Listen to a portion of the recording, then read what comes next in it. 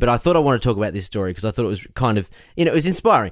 How you said goodbye to your old record label because they didn't believe in you. Yeah. And you were out on your own doing nothing. You had this album may never have happened, but you believed in yourself, and then you went to the new label at EMI and said, "This is what I want to do." Yep. And they were like, "Yeah, well, we like it. Come on over." Yeah, it was a really interesting time because, for my entire career, I've been signed to an independent record label here in Australia, which, in itself comes a lot of restrictions and limitations because, they don't have endless money like the big record labels like Sony and even EMI. Yeah. And so, it was always an uphill battle. I was always pushing shit uphill with those guys.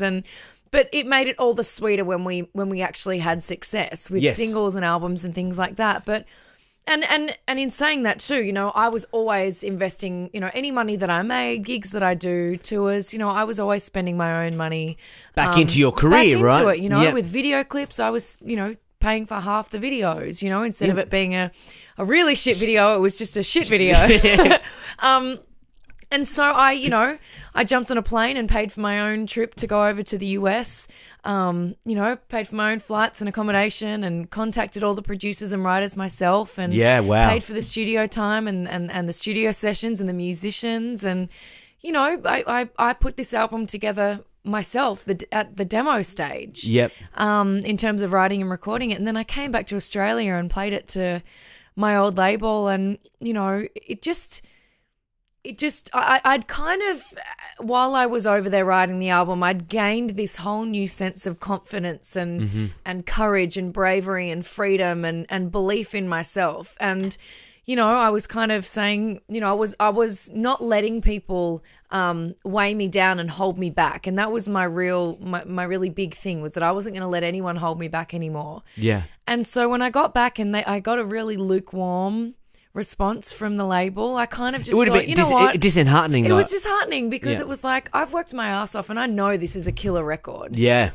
You can't tell me that these songs aren't good. You can't tell me that Raining Diamonds isn't a smash. You can't tell me that Do It Like That isn't a smash. You can't tell me that Crazy isn't a great song. Yep.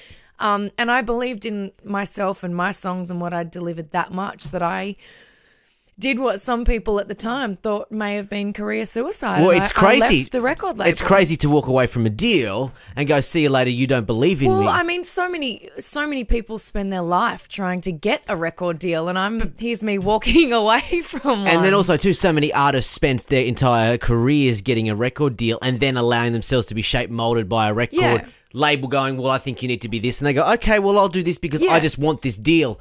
Where you've said to them, "No, I'm not going to be who you want me to be." Well, and I think the thing if you don't believe in me, I'm going to go find someone who does. Well, it was difficult because, we had worked together for 6 or 7 years. Yep. But as well as that, they were going through some financial trouble and wanted to cut my already minuscule budget from, $2 nothing to nothing. 50 cents. Yeah. And it just, it just wasn't, I wanted my team to be passionate and believe in me as much as I did and be as passionate about this music as I am. And so I believed that I'd made something special, and I believed that there was going to be someone out there that agreed with that and supported it. And I'm just so glad that I took that risk on myself and took that leap of faith and left the label and I waltzed into EMI and I was shit scared. I think that's the single most nerve-wracking, scary moment of my life. Right. Walking into the record label that has Katy Perry and Coldplay and 30 Seconds to Mars and David Guetta. Yep. And like all of these massive, massive artists. Yeah. And going in there and waltzing on in. And saying, "Hey, this is my record." And the first song I played was Raining Diamonds. And by the first chorus, as soon as I need it right.